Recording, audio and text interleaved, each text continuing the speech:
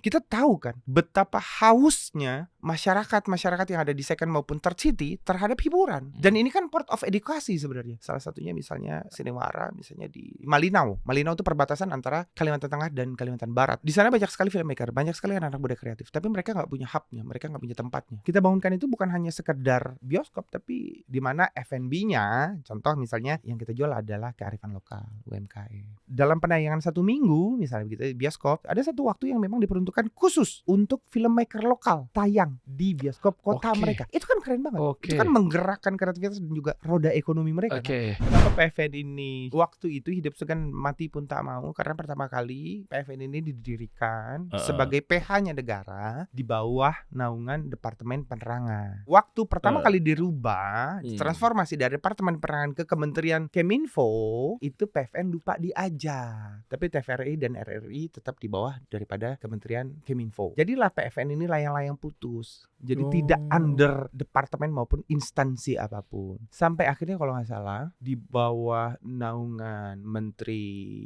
BUMN Pak Erick Thohir, PFN ini dirubah menjadi Persero, dimasukkan di bawah Kementerian BUMN. Gaji lu itu dari pajak gue? Enggak, PFN itu gajinya memang dari mencari profit sendiri karena itu company. Jadi kita tuh tidak menerima anggaran APBN 1 rupiah pun. Jadi kalau tidak menghasilkan profit ya pegawai dan karyawannya ya tidak makan, tidak bergaji. Kita kasih solusi. Bahaya ini ketua dari segala ketua ini. Direktur PFN, direktur utama, maaf saya turunin. Iya. Statusnya, sorry. Iya. Direktur utama PFN. Siap. Ivan Seventeen. Dari Viera. Udah lewat zaman itu. Udah lewat. Dia mentang-mentang zaman sekarang tuh hitsnya mendunia loh, sampai Asia Tenggara loh. Iya lagi. Ya kan? Enggak bercanda. Ya alhamdulillah. Tapi menarik ya. Di balik Ivan Seventeen sekarang dapat amanah yang luar biasa. Alhamdulillah. Berkontribusi kenaikan 8% pertumbuhan ekonomi buat negara. Amin ya Allah. Membuka lapangan pekerjaan. Iya. Tadinya sempat mandek tuh PFN. Iya. Iya kan? Iya. Sekarang akhirnya tumbuh. Jadi teman-teman saatnya Ivan Seventeen akan buka-bukaan klarifikasi kenapa akhirnya dia bisa menjadi direktur utama.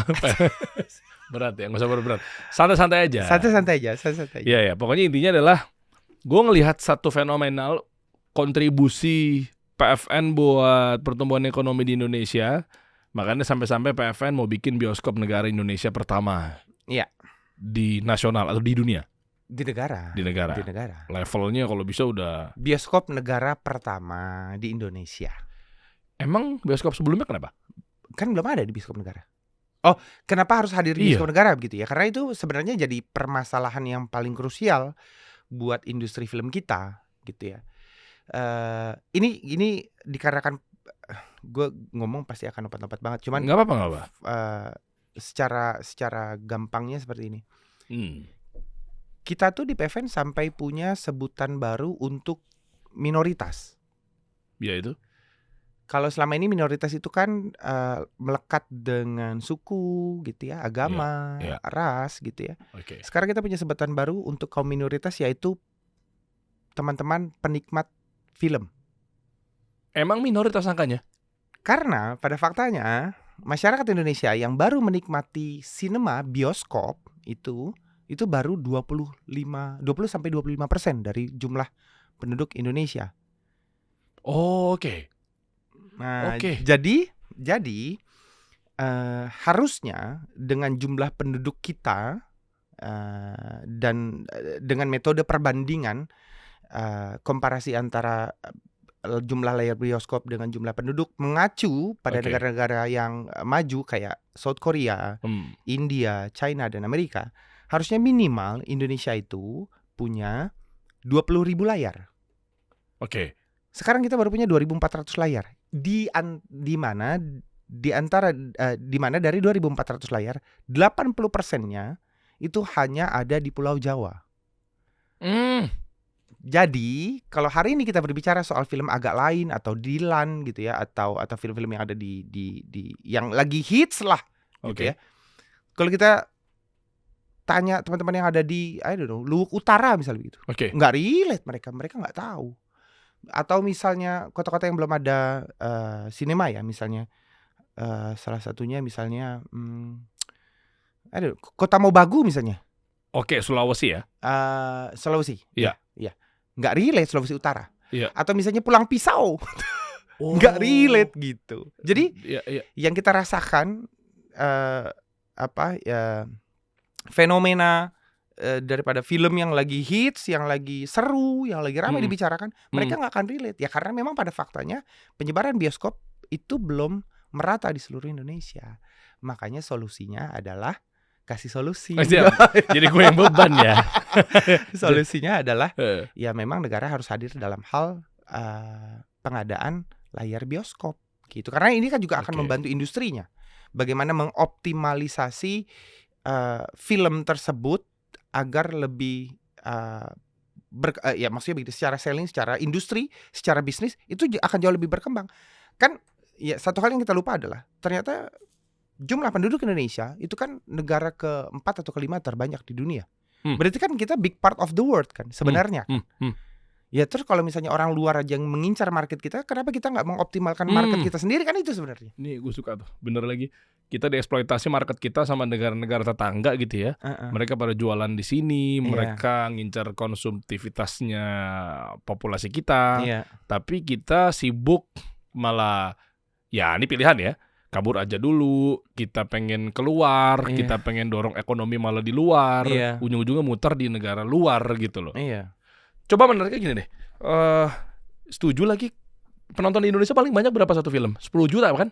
Biasanya kan, agak lain 10 juta ya? Ya itu udah. Iya, itu udah top banget udah kan? Top banget. Rata-rata 1 juta, dan 2 itu juta. udah merupakan anomali kalau menurut gue. Iya, makanya lu bilang ini adalah minoritas ya? Ini adalah minoritas, jadi penikmat film, orang yang pergi ke bioskop itu adalah minoritas. Karena jumlahnya sangat kecil. Lu bisa komparasi juga gak ke OTT? Netflix, video.com. Kalau itu kan kayaknya lebih, gue gak tahu nih isunya nih kalau untuk ekonomi ya. Isunya adalah karena ada customer behavior, orang gak datang ke bioskop, atau mungkin gak tahu yang tadi lu bilang adalah, atau gak ada fasilitasnya di bioskop, makanya negara belum hadir ke sana. Atau memang behaviornya nonton film itu atau movie itu ya di rumah, ngapain gue kesono. Kalau data Netflix, video.com, view, OTT lah pokoknya, itu tinggi. Nah ini fair gak tuh? Sebenarnya begini, tidak pernah ada sebuah riset yang membuktikan bahwa orang kalau kenapa orang nonton OTT karena mereka nggak mau nonton bioskop, itu nggak ada. Oh nggak ada ya? Karena karena sensasi kenikmatannya itu berbeda-beda. Iya.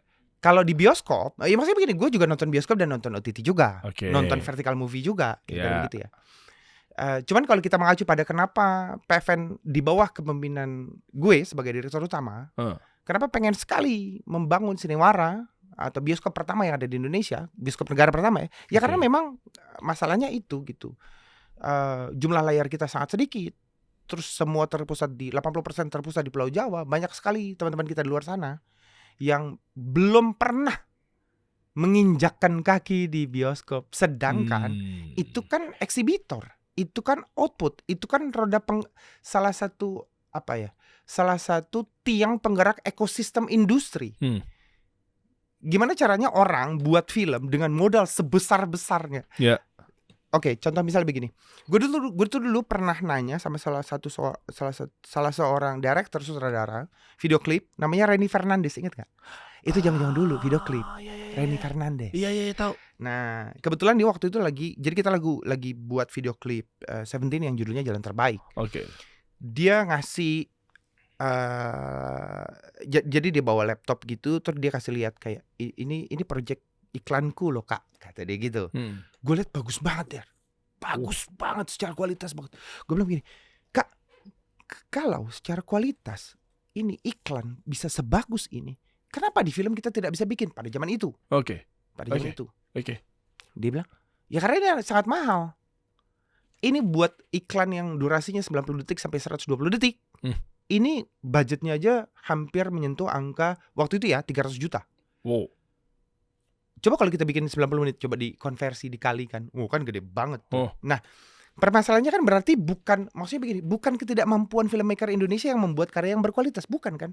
Tapi apakah bisnisnya itself yang akan mendukung industri tersebut? Ngapain buat film mahal-mahal kalau returnnya tidak sesuai dengan yang diharapkan? Ya, cuma BEP doang, Ya, cuma impas misalnya. doang, males ya.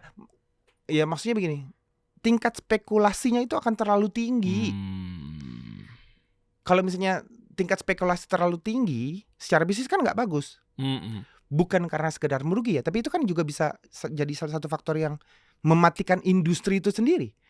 Coba bayangin kalau misalnya seluruh filmmaker berlomba-lomba membuat film yang berkualitas gitu ya, di mana secara budget pasti berpengaruh. Oke. Layarnya sedikit, kuenya sedikit, kira-kira begitu ya. Ternyata banyak banget yang merugi, yang mati siapa? Industrinya kan, kan disayangkan gitu. Makanya memang pengoptimalisasian daripada layar bioskop ini yang diperlukan, dan ini yang dikeluhkan oleh seluruh filmmaker yang gue temui semenjak menjadi direktur utama dari PT Produksi Film Negara. Oke. Kalau kita bahas isu mengenai supply demand gimana? Misalnya contoh, tadi lu bilang katanya Indonesia harus hadir di berbagai titik. Ya, terkhusus juga mungkin nanti akan ada di daerah 3T. Ya. Nah, itu menjadi isu nggak tuh? Nah, oke lah, anggaplah lu hadir di sana. Kalau supply demand nggak ketemu, misalnya contoh, swasta ini, sebut saja ada CGV, ada Platinum, XX1, ada ya yang tier 2 biasanya second tier. Jadi 21. Ya biasa tuh 21 kan masih ada nggak sih? Masih ada. Masih ada XX1 masih ada, masih besar loh. Itu paling besar. Oke. Dari 2.400 layar kalau nggak salah, XX1 tuh sekitar 1.400-an sekian. Ini swasta semua kan? Swasta semua. Nah, swasta semua ini memang dia tahu karena memang pedagang, dia pengusaha. Ngapain gua hadir di tadi lu sebut adalah apa? Daerah-daerah Pulau Pisang. Iya, Pulang Pisau misalnya gitu. Iya, gitu kan dan lain sebagainya. Karena memang di mana nggak ada misalnya. Nah, bayangkan ketika negara hadir, ujung-ujungnya kan lu buka tuh di tiap kota-kota ketiga, kota-kota kecil apa segala macamnya. Kalau mangkrak gimana? Nanti isu lagi netizen bilang katanya lu buang-buang duit negara. Itu dia makanya. Karena kalau swasta pasti profit minded kan. Oh iya. Iya kan. Kalau negara kan bukan hanya profit tapi kan benefit. Tapi kan bisa boncos. Ujung-ujungnya rugi juga kan. Boncos sih tidak. Kan kalau kita menjaga sistem bisnisnya agar tidak boncos, tapi at least tidak profit minded. Salah satu contoh misalnya begini, yang gue pengen bikin Siniwara itu tuh bukan hanya sekedar bioskop tapi creative hub. Kita nih anak band ini. Iya. Kita sering banget tuh sebenarnya tuh keliling muter manggung ke kota-kota yang dari bandara 8 jam, 12 jam, 10 jam gitu ya. Apalagi waktu itu bandara enggak banyak. Kita tahu kan betapa hausnya masyarakat yang ada di second maupun third city terhadap hiburan. Haus sekali loh mereka. Dan ini kan part of edukasi sebenarnya. Contoh misalnya begini, misalnya kita bangun lah misalnya ya, salah satunya misalnya Siniwara misalnya di sebuah kota kecil, misalnya di ya let's say di Luwu Utara itu yang udah ketahuan, atau di Malinau. Malinau itu perbatasan antara Kalimantan Tengah dan Kalimantan Barat, Kabupaten Malinau. Kebetulan bupatinya temen gue tuh. Jadi di sana banyak sekali filmmaker, banyak sekali anak-anak muda kreatif, tapi mereka nggak punya hubnya, mereka nggak punya tempatnya, mereka nggak punya fasilitasnya.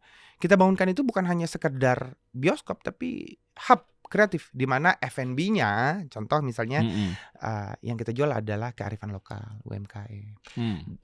Lalu ada tempat-tempat untuk pelatihan, tempat-tempat untuk berkumpul, tempat-tempat untuk berwirausaha, misalnya begitu ya.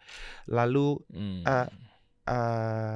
dalam penayangan 1 minggu misalnya begitu bioskop di Siniwara misalnya begitu, ada satu waktu yang memang diperuntukkan khusus untuk filmmaker lokal tayang di bioskop kota mereka. Itu kan keren banget. Itu kan menggerakkan kreativitas dan juga roda ekonomi mereka kan. Mereka maksudnya gini, so far selama ini gua nggak bilang buruk, bagus, tapi so far selama ini kompetisi film pendek maupun film yang ada itu kan hadiahnya hanya berupa cash money biasanya.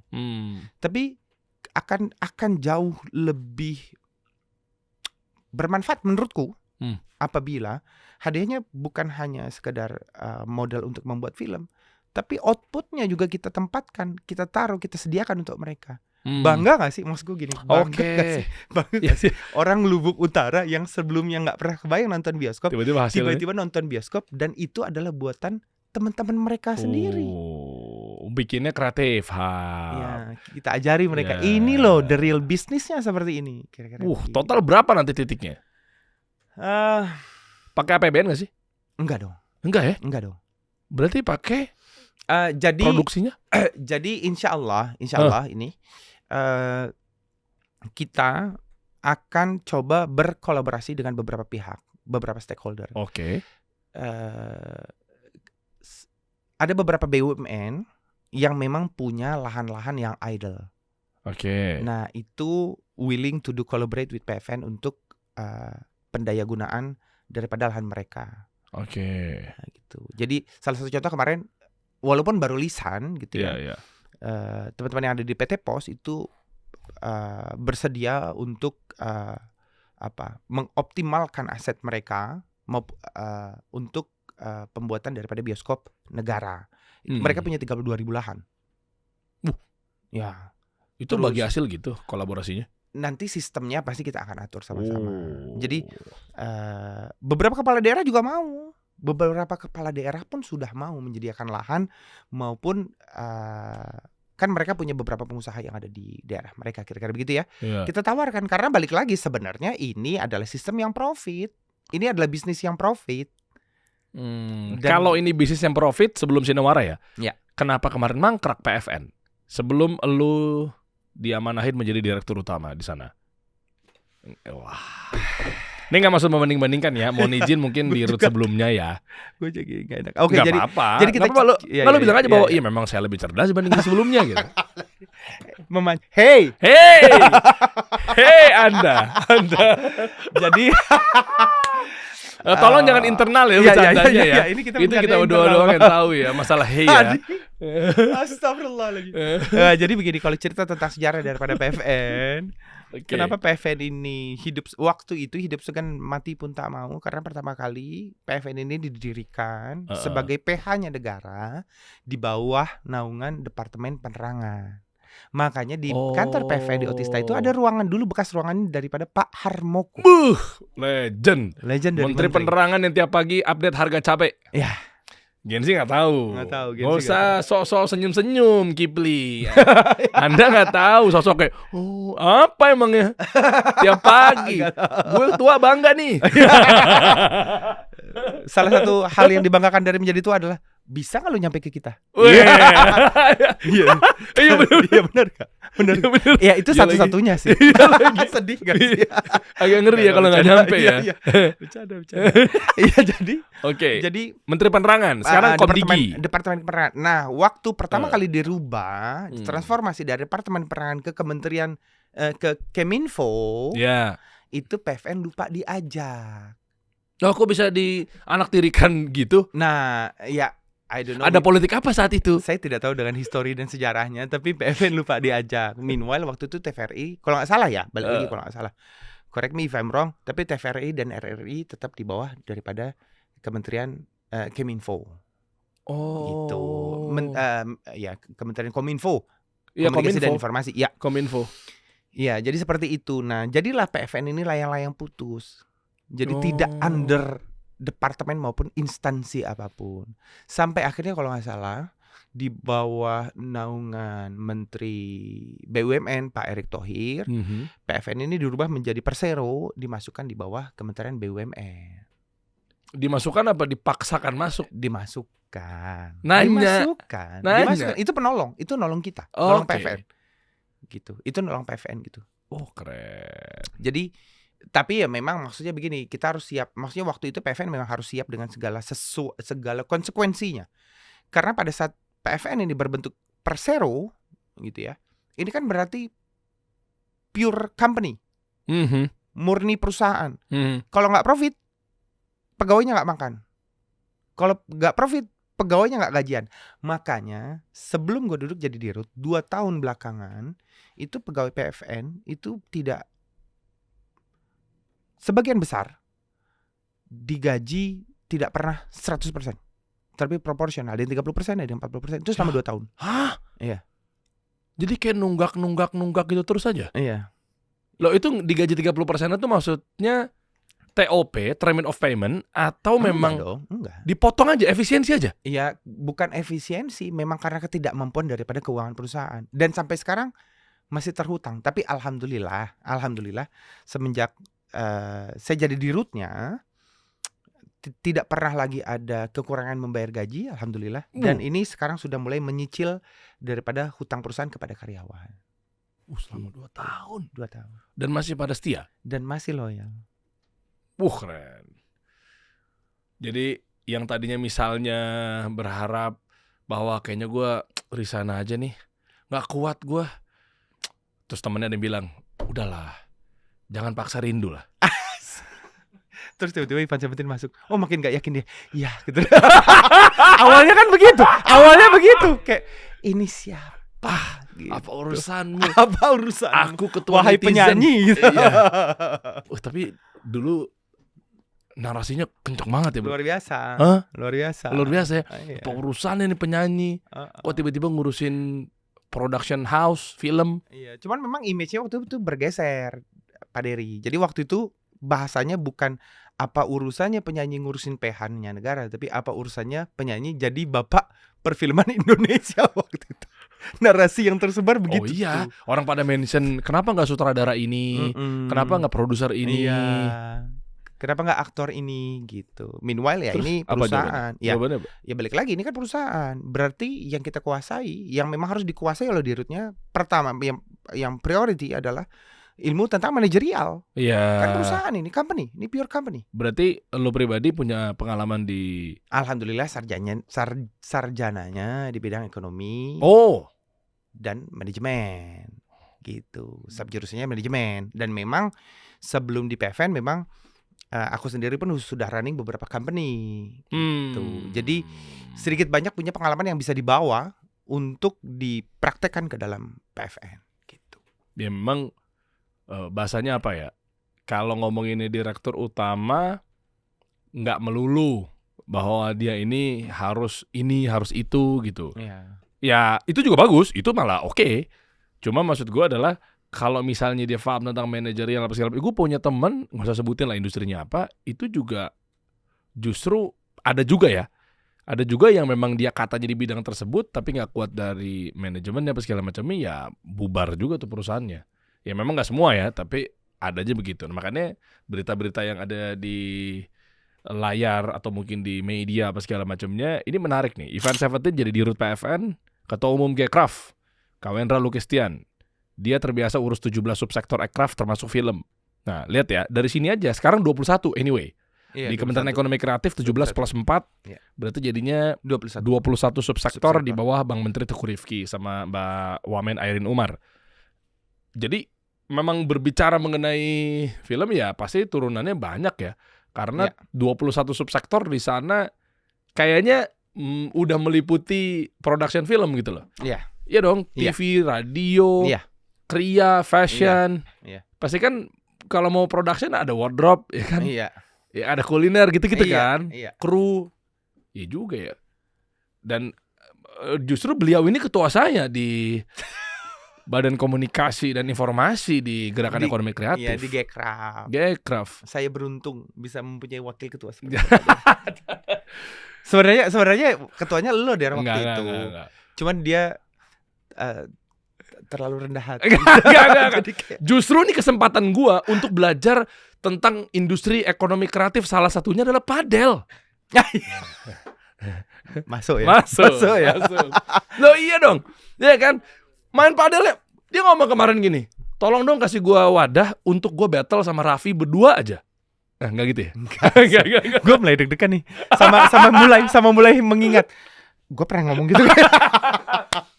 Jadi buat para pejabat negara akan ditantang padel.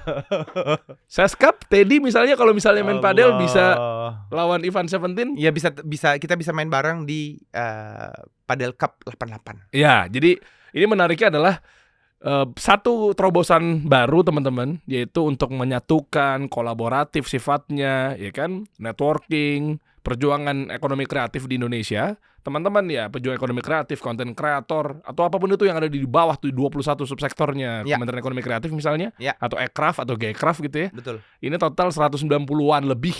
Dan juga ada special match, influencer atau mungkin ya teman-teman yang selebriti apa segala macamnya, itu jadi 190 plus. Tergabung dalam kompetisi atau turni, kalau anak-anak padel bilangnya turnamen.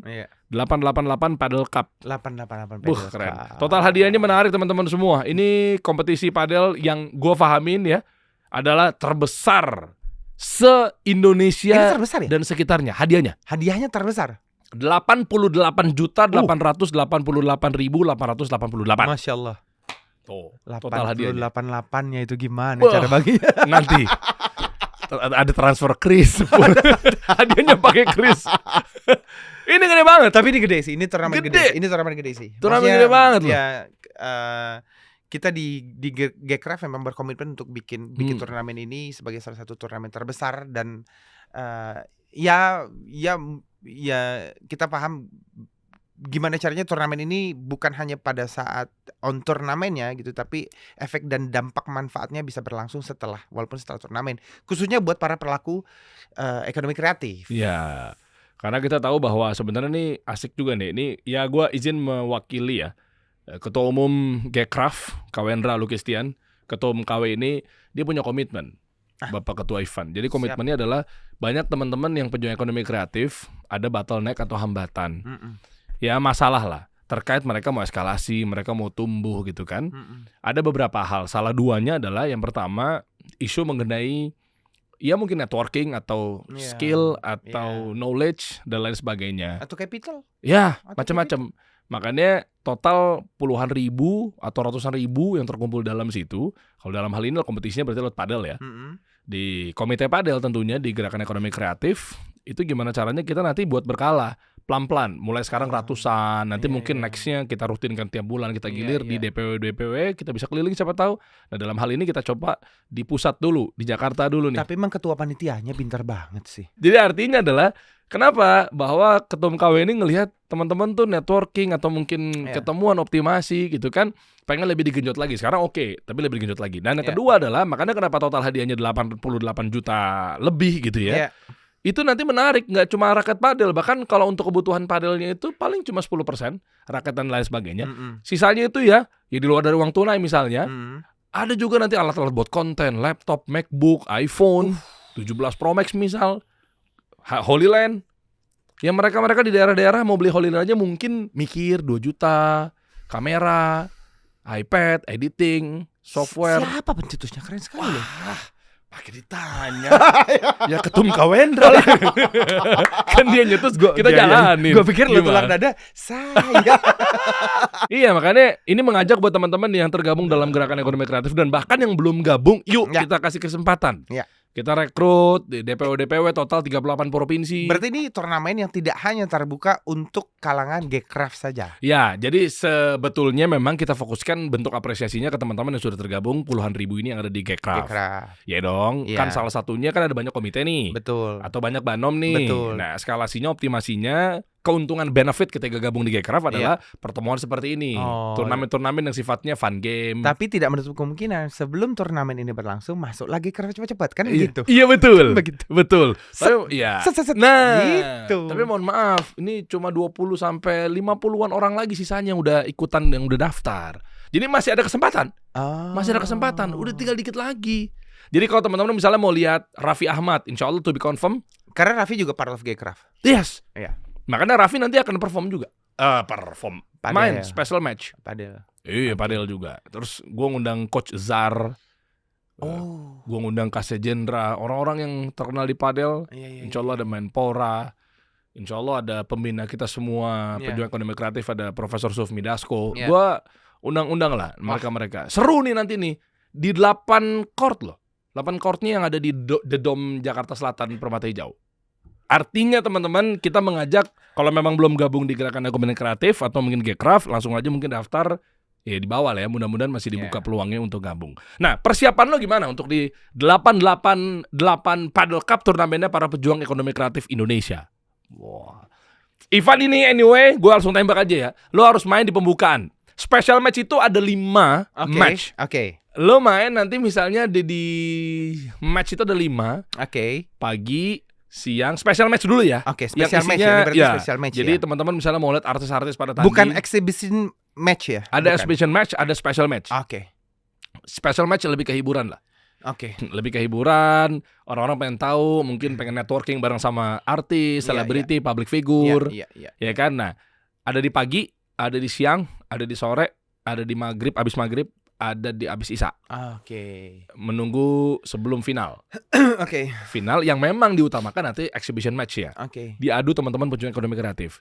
Nah, berarti ada 20 minimal public figure. Oke. Di 5 match tadi kan Oke. 4 Iya, 4 gitu kan. Kan 2 lawan 2 Iya. 2 Iya. lawan 2 gitu Iya. ya. Nah, lu jam 9 pagi oke enggak? Sebelum lo Anda kan sibuk sekali jadwalnya. Satu Indonesia, sehari katanya 5 kota ya? Udah nggak meningitis bagus tuh. Nggak tipes bagus tuh. Tapi nyanyinya Zoom. 5 kota tapi Zoom. Lu manggung pas Covid. Jadi 5 kota loh. Enggak, tapi ini adalah sebuah kehormatan pada saat saya Wah. daulat menjadi partai pembuka oleh ketua panitia. Nah, dong. Jadi kayak iya. Pokoknya nanti lu lihat nanti Siap. lu berpasangan sama siapa, fix part. Jadi cuma di Yang sini bagus dong. yang di sini cuma ada di 888 Paddle Cup ini, Oke. fix partnernya kita acak dan surprise. Oh, Lo suka gue dong. Oh, iya. Lu jangan siluman padel nanti tiba-tiba jago. Kan iya, siluman-siluman iya, iya, kita iya, nih iya. ngebaur. Dan nanti exhibitionnya juga bisa kita acak juga. Enggak, soalnya gue udah jago. Wih, segeri. Pokoknya hati-hati guys ya, sebagai kunci jangan mau nerima serve-nya Ivan Seventeen. Iya. Karena menurut gue di dalam padel tuh apa ya? Parah, serve-nya parah banget. Gue gak mood kalau udah berhadapan sama lu. Parah banget. Lu jangan kenceng-kenceng, tajam begitu dong. Karena menurut gue dalam padel itu kuncinya adalah satu, key. Iya memang, itu memang. Kunci. Memang. Ini boleh guyur sanga-sanga gak sih? Gue balurin minyak balur lo ya. Pedes. Nanti nggak bisa main padel. Iya, iya, Nanti iya. nggak bisa main padel. Iya, iya. Karena kunci adalah key. Iya memang. Nggak salah. Memang. Ya udah. Tapi kalau lu pribadi ya, misalnya lu kan sekarang aktif di padel, Tenis juga. tenis juga, Iya. terus direktur utama PFN juga, Iya. terus Nyanyi. ketua Ketua Bakominfo Gekraf. di Gekraf juga, nyanyi Iya, juga. Nyanyi on weekend only. Itu Alhamdulillah. lu bagi waktu gimana? Gue ketemu di sama Ivan aja, saking sibuknya di atas pesawat. Oh iya. Susah banget jadwalnya Oh dia. iya. Lah Ya, kan, enggak. jadi kami ini ketemunya ya mungkin berlaku juga ke public figure yang lainnya ya. Kalau gue sih bukan Iya, public figure. iya. Kalian itu ketemunya kadang Iya. di pesawat. Sesibuk itu kalian semua ya. Iya. Nggak, tapi gini nih, satu dulu sebelum Oke, sebelum nanti oke. lu jaga gimana caranya lu tetap fit gitu ya. Tapi maksud gue, lu ini boleh ya kayak ngambil kayak banyak waktu gitu. Ya, Hah? makanya memang manggungnya hanya di weekend only karena balik lagi ini kan terkait dengan peraturan perusahaan. Oke. Jadi jatuhnya kerjanya ya di working hour gitu. Jadi Hmm. weekdays memang tidak. Kecuali ya kadang-kadang misalnya di Jakarta manggungnya jam kafe-kafe tuh Mm-mm. weekdays jam 12 malam, itu masih kadang-kadang masih gua ambil gitu karena ya terkait dengan kru dan produksi lah. Dan lu fokus juga kerja juga ya. Iya. Di root itu ya? Iya, Lu jadi jangan sembarangan lo. Lu gue gaji lo. Tuh gaji lu itu dari pajak gue. enggak. Enggak. PFN. Jadi Tolong dong, gue mau wakili netizen Iya, nih. iya, iya, yang iya. seolah-olah pokoknya semua yang ada di pemerintahan itu menurut tuh gajinya dari gajinya gue. lewat APBN. Enggak. Jadi Hah? PFN itu gajinya memang dari mencari profit sendiri karena itu company. Jadi kita tuh tidak clear ya. menerima anggaran pemerintah APBN itu Rp1 pun gitu. Ah, bukannya kata netizen semuanya yang ada berkecimpung sama pemerintahan tuh gajinya dari pajak gue. Kenapa PFN dalam 2 tahun belakangan sebelum gue jadi dirut itu menerima gajinya hanya 30-40%. Karena memang kemampuan daripada keuangan perusahaan hanya mampu segitu. Dan kita itu tidak mendapatkan bantuan apapun berupa APBN. Bukan karena maksudnya begini, bukan karena satu dan lain hal, tapi memang that's how the system works. Ya memang seperti itu BUMN gitu. Jadi kalau tidak menghasilkan profit ya pegawai dan karyawannya ya tidak makan, tidak bergaji. Gitu. Makanya ngebut dibikin sinewara apa segala macamnya. Iya. Dan lo pribadi berarti gimana? Dari full dulu waktu manggung aja kan udah parah ya. Sekarang ngurusin juga perusahaan, badan drop apa gimana? Seperti apa tuh? Di sela-sela itu juga memang harus tetap olahraga. Jadi gue tuh punya target minimal itu 3 kali dalam seminggu olahraga. Memang jatuhnya kadang-kadang kalau kita kasihkan karena padel dan tenis ini olahraga yang baru buat gue, kadang-kadang suka kasihkan Der. Jadi lo sempat kena ya? sempat kena. Oh iya, kan waktu bener. itu gue cerita tuh sama lo tuh. Jadi kayak misalnya nih, Iya, ini iya, kita iya. bisa lihat beda sekarang. Tuh liatin deh. Ini ngeri dan Sore Iya. itu saya aneh loh itu lo bentuk elbow lu tuh sebelah kanan. Iya, jadi yang kanan ini melendung banget karena ini sekarang masih dalam tahap pemulihan pasca tenis elbow. Ini gara-gara overuse sebenarnya. Karena lu emang makanya fakta membuktikan sejago itu berarti lo main ya. Maksud gue pukulan gue kenceng kan, bolanya kenceng banget kan. Arahnya yang memang arahnya yang memang tak tentu kan Oh gitu ya? Iya. Wow, berarti beda sama gue. Gue pukulannya pelan. Tapi meskipun gue pelan, tapi nggak masuk. Sama aja. Gue mengharapkan jawaban yang baik loh. Nah, itu gara-gara overuse tuh Overuse. bisa sebengkak itu terus lo apa? Salah satu metodenya. Gue sering kena di pergelangan biasanya. Nah, Karena gue nggak pakai shoulder, kadang kelepasan anak-anak tenis meja gue jadi dulunya. pakai pakai ini pergelangan, nih. padahal nggak boleh itu sebenarnya. Kalau Iya. main padel kan nggak boleh terlalu banyak pakai pergelangan, pakai hand Pakai wrist ya. bahu harusnya kan. Ya harusnya pakai pergerakan badan lah, pakai Iya. bahu dan elbow gitu, shoulder dan elbow. Nah, jadi kalau dulu kan memang kita tahu setiap ada keselio apa segala macam pakai pijit gitu kira-kira ya. Iya. Cuman kan pijit itu karena itu bagian daripada pengobatan tradisional, kita nggak punya tolak ukur standar tuh kali sih maksudnya. Iya. Apakah pijit ini bagus Iya. atau ini tidak? Oke. Ya kadang-kadang misalnya kita dipijit nih, terus tukang pijitnya yang sendawa. Gitu. Terus Tahu. betul. Itu beneran gak sih? Tahu seolah-olah anginnya pindah gitu ya. Sampai sekarang gua nggak Magic ketemu apa teori yang mendasari hal tersebut kan. Kita hanya maksudnya begini, standarisasi Betul. tukang pijit hanya by omongan orang Iya. gitu. Nah, tapi maksud gua gini, alhamdulillah kan sekarang udah ada yang namanya fisioterapi kan. Ya maksudnya kan kita ini udah mulai banyak nih iya, fisioterapi iya, ini kan udah mulai banyak gitu. Nah, jadi sekarang ya menurut gua teman-teman yang ada di fisioterapi itu kan pasti pakai sertifikasi. Itu ada kurikulumnya, ada standarisasinya. Jadi gue sekarang lebih banyak fisio tuh buat ngobatin yang seleo-seleo. Lu yang datang atau bisa dipanggil biasa sekarang? Seperti apa sih? Kadang-kadang gue datang ke tempatnya, kadang-kadang gue panggil juga. Oh, Kalau enak misalnya ya? pas lagi nggak sempet gitu, dia bawa Iya, iya, beberapa alatnya. Tapi memang kalau mau lengkap banget ya kita ke tempatnya. Itu kan alatnya ada beberapa yang gede-gede, ada beberapa yang kecil-kecil gitu. Lu bisa rekomen gak sih ke gua, ke teman-teman semua yang terutama aktif padel apa segala macam. Ini persiapan gua nantinya di 888 Padel Cup ini kan siapa tahu lo tahu sendiri kan. Ini bentuk mitigasi ya. Wes, Bentuk mitigasi. dong. mitigasi. Kayak gua takutnya nih sekarang nih kita lagi podcast. Seorang Raffi Ahmad yang lagi nonton kayak deg-degan gitu ngadepin gue. Ini gue kebetulan maksudnya untuk melengkapi statement ini, gue tuh mendapatkan sebuah Ilham. ilham yang dikeluarkan oleh seorang teman, yaitu ABCD. ABCD apa? Atlet bukan cedera doang. Atlet bukan cedera doang. Atletnya enggak. Tiba-tiba Cedera ACL. aja, iya. Tiba-tiba ACL. Tiba-tiba Atlet bukan cedera cedera doang. doang. Kasian banget ya. Kasian banget. Iya, iya. Nah, apa bisa Ya. rekomendasinya yang lo tahu? Iya, Ya. Salah satunya aja lah. Ya sebenarnya banyak tempat fisio yang bagus tuh banyak. Cuma salah satunya tuh Fisio Home kalau menurut gue. Coba kita buka di Instagram Fisio Home. Itu kebetulan ada nih. Oh iya bener, jasa Iya. fisioterapi ke rumah tanpa ribet antri. Dia bisa datang ke rumah nih. Nah, 250.000 lebih visit pasien. tapi canggih loh. Maksud gue gini. Ini balik lagi ya. Maksudnya Fisio Home bagus gitu ya. Cuman kalau sekarang gue berbicara tentang fisionya ya. Oke. Maksudnya begini, fisioterapi itu bukan hanya membetulkan otot-otot ataupun ya otot atau bagian tubuh yang cedera. Sebenarnya bukan. Oke. Contoh misalnya begini deh, postur nih. Mhm. Postur tubuh misalnya. Ternyata postur tubuh kita yang miring-miring ya. miring-miring, Tahu. kurang tegak, yang gitu-gitu segala macam. Itu tuh ada masalah dengan, ya maksudnya itu bisa dibutuhkan dengan fisio. Kayak gue kebetulan juga ada back pain. Itu juga lagi dibetulin juga. Shoulder kanan gue lebih tinggi. Bisa kan? Gue agak gini. Bisa. Kalau ngaca nih back gue, trapesius gue ini yang kiri lebih tumbuh.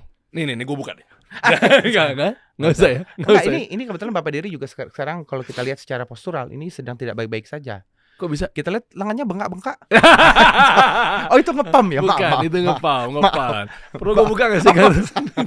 Iya, tapi bahu kanan gue tuh yang ininya tuh lebih naik. Jadi artinya otot yang bagian back yang di sini tuh lebih timbul yang sini kelihatannya ketimbang yang ini. Karena ini udah keburu kayak naik duluan. Kalau ini kan udah naik. Jadi kalau dia ke bawah masih makin kelihatan ototnya. Itu coba di fisio. Pasti Gua akan nanti ketahuan ke masalahnya. Fisio Home. Gue bawa aja gimana? Fisio Home ke 888 Padel Cup. Luar biasa. Sorry ya, misalnya kalau gimana pun Kalau ada Juragan 99, Dery Juragan 88. Visio dibawa ke Padel. Mas Gilang ada saingan. Ada saingan nih. Sorry banget nih Gilang nih, ya kan? Makanya lu tahu nggak? Kita udah lama loh nggak ngundang Juragan 99 Gilang. Gilang pernah di sini. Oh, Karena kompetisi, dia 99, gue 88. Jadi gue gak kasih ruang lagi dia duduk di sini. Enggak. Sorry Gilang, enggak bercanda. Iya beneran, boleh deh. Coba ya. Ini teman-teman langsung aja datang nanti ke 888 Padel Cup, terutama yang mungkin terdaftar yang ikutan kompetisi di turnamen padel. beneran nih. Beneran. Ini beneran. Lah, Lo mau undang? Enggak, tapi ini this is one of the best karena Yes. gue udah pernah nyobain. Oke. Jadi lo akan undang. gue akan undang Visio Home ke 888 Padel Cup. Luar biasa. Jadi kalau emang sebagai ketua komite Penghasilan buzzer segede gitu. Enggak akan bercanda. Ini hasil dari Bitcoin. Nanti gue undang, ini teman-teman. Jadi nggak perlu Masya khawatir Allah. ratusan peserta nanti yang Tabarakallah. akan hadir di 888 Padel Cup. Visio Home nanti akan ada stay di sana. Teman-teman nanti bisa ngelakuin check up aja di sana, sesukanya. Nggak perlu khawatir. Nanti akan ditangani oleh Visio Home. Gue kalau udah rekomendasi Ivan Ini 17, bentuk komitmen full daripada Wah. ketua panitia. belum balik modal loh guys. Ya belum lah, orang acaranya juga. Iya. Jadi Astagfirullah. itulah bentuk komitmen. Jadi Visio Home nanti akan gue bawa dan juga yang lain sebagainya. Kita lihat nanti apa kebutuhan dari teman-teman yang main padel. Visio Home, detailnya ada di visiohome.id. Langsung aja follow. Udah Top 400.000 followers tuh. Ivan aja Top, sudah top. merekomen. Terima kasih teman-teman Visio. Ya, siap, mantap kalau begitu. Jadi apa kira-kira persiapan lo nanti di 888 Padel Cup? Nah, gue mau tahu dari lo pribadi dulu deh. Ini kita langsung ngerucut nih. Coba, lo udah coaching belum sih? Enggak, masalahnya persiapan itu kan hanya dilakukan oleh orang-orang yang tidak siap. Kan begitu. kan begitu kan. Sombong Kan banget begitu kan? ya. Sombong Iya. banget ya. Jadi persiapan gue, berarti gue nggak siap. Tapi make sense sih. Tapi Iya, make iya. sense sih. Persiapan lo apa? Itu dilakukan oleh orang Orang yang siap tidak ya. siap kan. Kalau udah siap, Kenapa lo ya nggak? siap-siap gitu ya? Iya kan? Iya. Berarti dia gak siap ya. Iya dong. Salah tuh, berarti semua timnas PSSI salah di mata dia pokoknya. Aduh, kok jadi ke situ enggak. Lo mereka persiapan lo. Messi persiapan lo. Sombong Anda ya. Iya. Bila memang Anda. Messi kan kalah. Ya. Ya anak FIFA padahal. Kurang gede ya sogokan ya. Di unfollow kan? Iya. Astagfirullah. Ayo gimana? Siap. Nih 888 Aduh, Padel Cup. banyak nih. banget ini diserang sama fansnya Messi nih, maaf ya. Aman. Saya juga penggemar Messi kok. Iya. Sebelum World Cup. Iya. Begitu sekarang udah enggak lagi. Sekarang Coba kira-kira Masih kayak- lawan yang menurut lo ngeri. Nih anggaplah nggak harus yang ada di 888 Padel Cup nanti. Yang kolaborasi pejuang ekonomi kreatif melalui turnamen padel ya. Ini kan program atau mungkin lomba Ya. inilah bisa dibilang. Kira-kira menurut lo selama ini yang lo tahu, baik itu pernah ketemu atau cerita orang atau pernah langsung lo ngeliat pakai mata kepala lo sendiri yang main padel, public figure siapa yang lo takut? paling kacau Raffi lah. Raffi ya serius banget Jago kayaknya ya. banget. Dia latihannya sama atlet nomor 1. Nomor 1 nasional loh. Dahsyat sih. Di tenis ada, Tenis bisa ya. ada, apa semua segala macam bla bla bla gitu. Cuman kan itu waktu itu Raffi jago kan karena gua belum main padel. Asik. Kan begitu. Kalau yang di Gcraft siapa sih? Kira-kira Ada yang- namanya ketua yang oke. yang oke itu ada namanya ketua badan gastronomi namanya Iwan Febrian. Itu juga jago tuh. Udah Iwan itu Udah Iwan. jagoan kita di Gcraft. Ya Udah Allah, Iwan. sama Iwan lu takut. Kok sama? Iya. Iya, iya. Popon juga ya? Popon jago, udahlah. Popon. Kalau Popon coach kan, wajar kok dia jago. Dia coach. Iya, Terus Bang Laja Lapian, Iya. salah satu daripada founder Gcraft itu juga jago. Banyak yang jago. Bang Sandi insya Allah nanti juga kita undang. Bang Sandiaga Sandi juga. Uno. Bismillah, Ya, bismillah. dan lain sebagainya. Pokoknya teman-teman detailnya langsung aja follow aja 888 Padel Cup. Ini nggak cuma buat sekali aja, tapi nanti kita buat berkala teman-teman. Iya. Bulanan atau mungkin tahunan dan lain sebagainya. Ini kita ngajak nih buat yang mungkin nanti nggak sempat hadir, nggak sempat ikutan. Iya. Karena memang ini kan kita sehari penuh ya. Betul. Nanti nextnya dari program atau mungkin turnamen kita yang pertama ini kita buat berkala. Siapa tahu nanti kita buat nanti misal 2 hari atau Iya. mungkin sebulan sekali dan seterusnya. Iya betul, dan kebetulan memang karena followersnya masih 137, makanya kita memang masih membuka teman-teman untuk memfollow. Karena kita akan tutup untuk followingnya sampai di 888 aja. Kayak gitu. Oh, enggak. Enggak gitu. Jadi kayak followers 888 udah. Enggak Ada gitu. orang yang nggak boleh follow lagi. Kayak gitu. Kita remove ya. Sombong banget. Sombong banget ya. Eksklusif banget kita ya. Enggak 888 aja. Boleh lebih. Boleh lebih. Followingnya yang kita batasi. Asik. Kalau following boleh dong. Boleh lah. Sorry nih gitu yang kita follow Kita yang adminnya. iya. Bercanda. Ada yang mau lo tambahin buat mungkin PFN atau mungkin ya total berapa sih karyawan? Ini gua coba rekap dan di ujung obrolan ini lah. Oke. Total kalau sama yang teman-teman yang ada magang itu sekitar 80-an. 80-an. Enggak banyak. Udah optimal belum sih? Kan banyak yang gedung mangkrak tuh di dalam PFN kan kemarin gua kesana. Beberapa sudah, beberapa masih dalam progres gitu karena ya kayak misalnya beginilah. Salah satu contoh waktu itu pertama kali gue dilantik juga udah pernah gue ceritain gitu kalau ada beberapa sebagian lahan PFN yang dikarenakan faktor keadaan ya, jadi memang bentuk monetisasinya sangat-sangat kecil gitu ya. Contoh misalnya ada beberapa di belakang area belakang di PFN yang dulunya ada kandang burung, kandang buat perlombaan burung itu sekarang udah nggak ada. Dipakai untuk lahan parkir event, alhamdulillah lebih termonetizing bagus. Terus kayak misalnya gedung 4 lantai, ada salah satu gedung 4 lantai waktu itu ya mantan kantornya Pak Harmowo dulu tuh sempat disewakan untuk syuting Uji Nyali. Dan rame iya karena orang suka karena sewanya murah, free talentnya datang. Itu ya hantu beneran. Free talent ya. Iya. Jadi jangan ketawa-ketawa, ini talent lepas. iya gitu. Nah tapi alhamdulillah sekarang sudah kembali kepada fungsinya.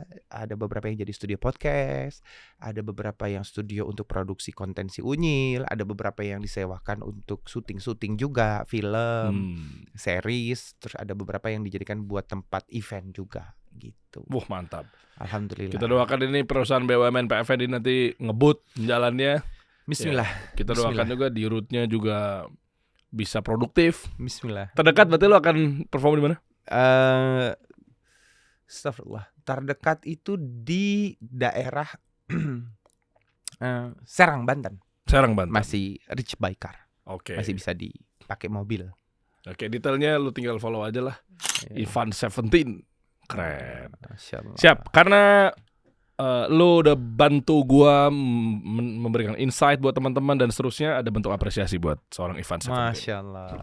Karena tadi lo ikomah atau komatnya bagus banget suaranya. Dan nggak dirubah-rubah lo, hafal lo komatnya. Iya, maksud gue masa komat pun nggak hafal. Muslim macam apa? Iya. Makanya dan nggak dirubah lo, masih hafal lo dia, iya kan? Ya, emang komatnya beneran begitu kan? Ya makanya nggak bener dong. Lah salah gue di mana? Nggak lu rubah kan? Ya bener udah. Makanya gue apresiasi. Karena nggak dibikin-bikin tuh ibadahnya. Nah, Sarung Ardan. Nggak beneran. Kok lu trust issue gitu sih? Tuh, karena tuh lihat depan S kan 17. Sarung. S tuh sarung. Iya tuh. Beneran ini. Sarung Ardan adalah sarung modern dan stylish. Jadi bikin sarung naik level, menjadikan gayamu semakin maksimal. Tuh ya. Ini dia, Sarung Ardan, bring sarung to the next level. Oh iya, alhamdulillah. Terima kasih. Gue suka banget pakai sarung loh. Iyalah, kan lu kan di dalam celana panjangnya sarung kan? Enggak, gue pengen menciptakan sebagai anak band pertama yang mau pakai sarung. Oh itu udah 5 minutes kali ah. Gue tahu lagi. udah lewat. Band Bandung, 5 minutes. Zaman itu masih ada kan itu orang? Masih ada lah. Ricky. Siapa lagi tuh ya? Richie. Ya Richie udah keluar dari vokalisnya. Jadi ada baru. Baru vokalisnya, yang lain masih lama. Band bagus. Ya Allah, gue masih inget banget. Iya kan? Angkatan lu kan? Angkatan gue. Enggak, dia lebih lama. Lebih lama. Dia lebih lama itu, Der. Iya, itu zaman wow. Iya sih. Itu zaman Bass Jam. Ya, wayang DOT. Iya. Wayang DOT ya. Cuman mampu mempertahankan keeksisannya gitu. Ini. Oh iya. Masa gak dikasih Ya iyalah, nih, sip. Oke. Mantap. Sukses selalu buat Ivan 17. Amin ya Allah. Sampai ketemu nanti di 888 Lengkap. Siap. Kita kasih solusi.